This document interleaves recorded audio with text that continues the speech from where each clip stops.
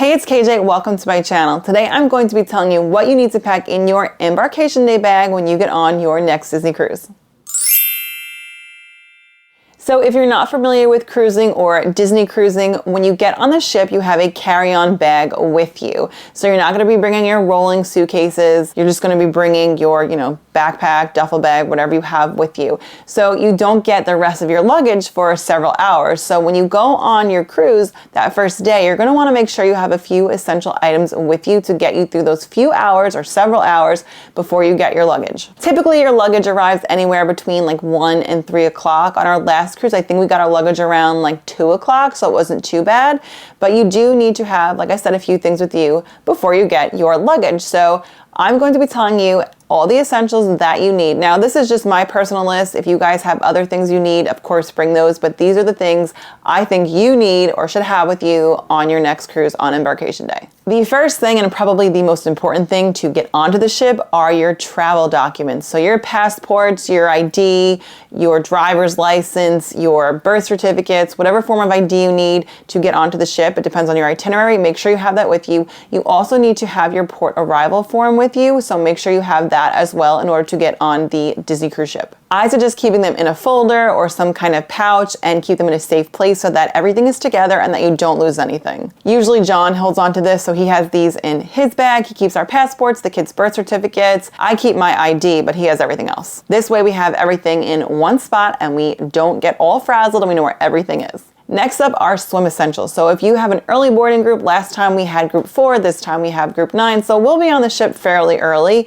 If you want to go swimming, have your swim gear with you. So your bathing suits, your cover-ups, your sunscreen, your sun hats, your baseball caps, your wet dry bag or a Ziploc bag, your swim shoes, a change of clothes, all of those things, whatever you need for the pool, make sure you bring those with you because you will not have access to your luggage with all of your other things. So if you want to go in the pool, bring all of your swimming essentials for that first day. And also if you have a little one, don't forget the swim diaper. That's very important. And speaking of swim diapers, if you have little ones like I do, make sure you bring all of your baby essentials. So if you are formula feeding, make sure you have your formula, or if you're pumping, your pumping essentials, your bottles, whatever you need for pumping or formula feeding, and then a change of clothes for your little ones, because if you all have little ones, you guys know, especially with babies, it is very likely that you will need a change of clothes, so make sure you have that. And like I said, of course, your diapers, your wipes, your diaper cream, all those kinds of things, make sure you have that with you. Make sure you have enough with you to get you through several hours. And not only should you bring a change of clothes for your little one,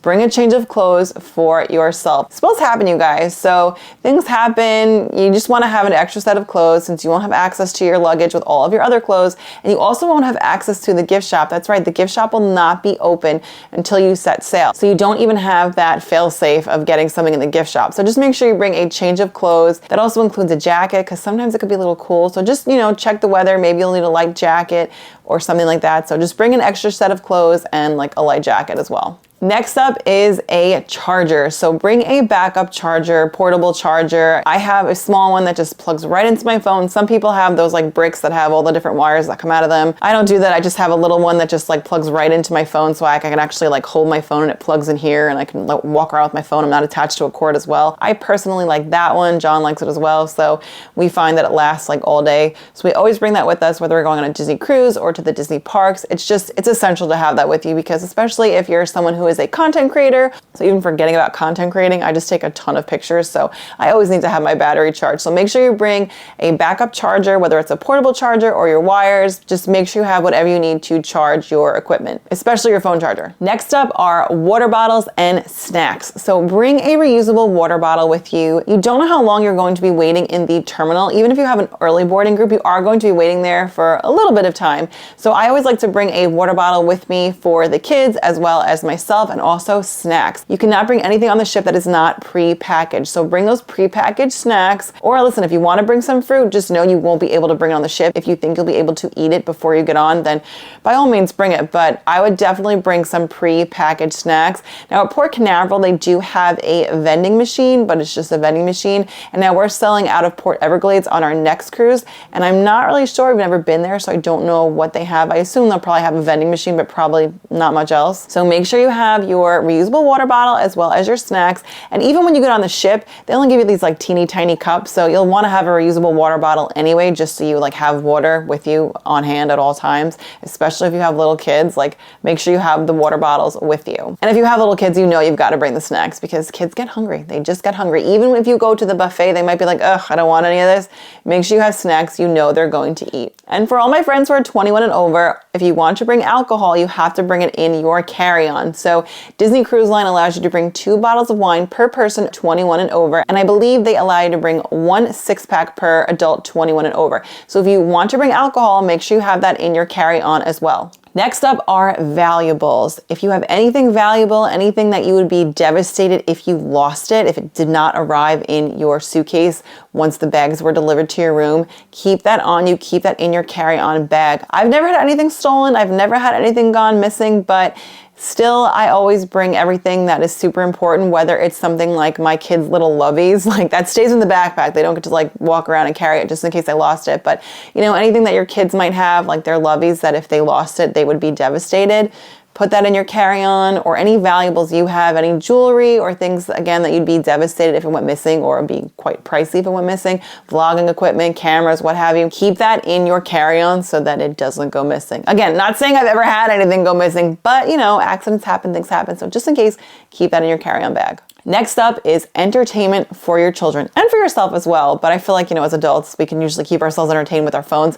Make sure you bring entertainment for your kids. So whether it's games they can play, it really depends on how old your kids are. I will have things like games for them to play, or activities for them to do, or things for them to color, stickers, anything like that, so that that keeps them entertained, because you will be waiting in the port. Like I said, you will be at the port for anywhere from, like, you could be there for an hour, you could be there for several hours, depending on when you get there and when you can actually board the ship. It really depends on your boarding group. So make sure you have things to entertain your kids. Also, when you get on the ship, if you go to the buffet, or even if you go to the sit-down dining for your lunch that first day, you know, it does take time. You want to keep your kids entertained. So if you're at the sit-down meal or at the buffet, you know, a lot of times my kids eat like this and John and I are still eating. So I always make sure that I have things to entertain my kids when we are eating. So just make sure you have enough things to entertain them at the port as well as mealtime. Next up, bring your medication. So whatever that looks like for you, whether it is pain medication, Dramamine, things for your kids, for your parents, things that you just have to take, you know, every day, take that with you, because again, if you know,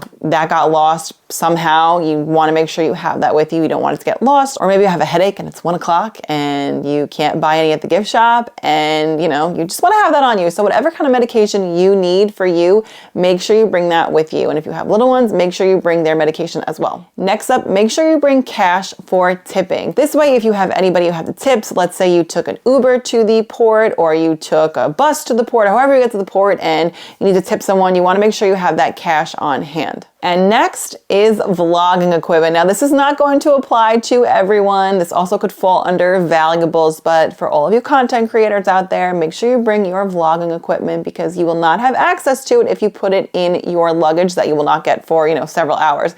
So I always make sure I have my vlogging camera, I have my extra batteries, I have my microphone, I have my tripod, I have all the things I need for vlogging. I always make sure I pack that on my carry-on. So that is everything that I would suggest you bring in your carry-on bag for embarkation day. So if you guys have any other suggestions on what you think needs to go in your embarkation day bag, please let me know in the comments down below. I would love to hear your suggestions. If you guys like today's video, please give it a thumbs up. It really helps out the channel. If you're new and you like the content, I would love for you to subscribe. I have a ton of cruising content coming up, a ton of Walt Disney World content coming up, so I'd really love for you guys to stick around. And let me know in the comments below, like I said, do you have any suggestions on what to take in your carry-on bag for embarkation day that I left out? Let me know. And with that, I'll see you guys real soon. Bye. And if you guys made it all the way to the end of this video, leave me a little anchor emoji. I always like to see who sticks around till the end.